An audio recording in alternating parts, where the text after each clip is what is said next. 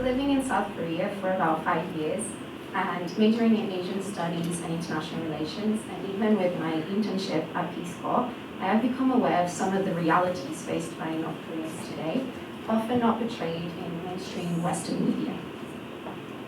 As we know, North Korea is a secluded country of which information is very difficult to come by. Even when interviewing defectors in PSCORE, every defector has a very different experience, considering the year they defected in, their social caste, and even where they lived within North Korea.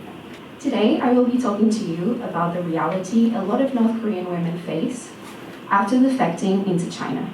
I am not denying the hardships faced by North Korean male defectors, but I will be focusing on a very specific issue faced by North Korean women in China.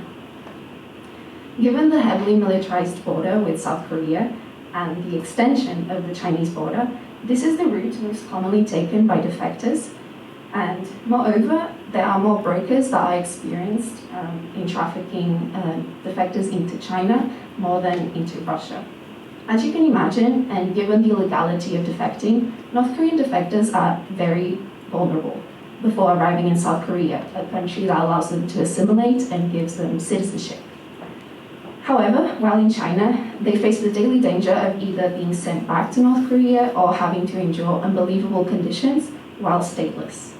I am referring to the high risk of falling into sex trafficking networks, where North Korean women are sold to Chinese farmers for labor, marriage, bearing children, or in most cases, all three. North Korean women can be sold for this purpose, even as children, with known cases as young as 13.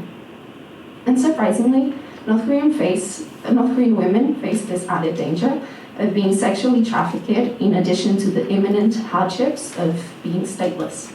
In the midst of desperation and the unknown, brokers have the power to manipulate, abuse, and basically profit off of these women. Another factor that prevents these women from reporting is their children who are born out of rape and who root these women to the families that bought them. The continuous abuse, the fear, and the addition of a child render these women further imprisoned and voiceless. Despite the crimes against humanity committed against these women, their stateless status and the risk of being repatriated back to North Korea render them voiceless, shackled, and unable to ask for help, being mistreated in their own country and the country they defected to. All this delays their defection to South Korea. A good argument to be made here is the accountability of China, as these crimes are occurring within their borders. Quickly, one might think that China has no obligation to protect illegal citizens, much less citizens of its close ally. However, legal obligations should never be a reason to overlook crimes as abhorrent as these. Regardless, let us look closely at this point. What are China's legal implications in this issue? Should the Chinese government be turning a blind eye, or should there be immediate efforts in the defense of North Korean women in China? According to the US's Department of State, China is in violation of the Refugee Convention and Protocol, which China has signed and ratified. However, there is no domestic law on the subject, and even though international law should be legally binding, domestic law still trumps it, especially in the absence of international pressure. According to the US Department of State's annual report on worldwide human trafficking, China has been classified on the lowest tier possible, as China has now been making significant efforts against human trafficking within their borders. The report also suggested that the Chinese government may have knowingly repatriated sex trafficking victims back to North Korea, ignoring these crimes, disregarding international law, and basically overlooking the pleas of desperate North Koreans who are just looking for a better life. In terms of Portugal's efforts towards this issue, our government cut diplomatic ties with North Korea in 2017 after political tensions increased between Kim Jong-un and Donald Trump. Although this cut was not motivated by the crimes I'm speaking of, it has been the clearest effort Portugal has made denouncing the North's dictatorship. Notwithstanding, this is simply not enough.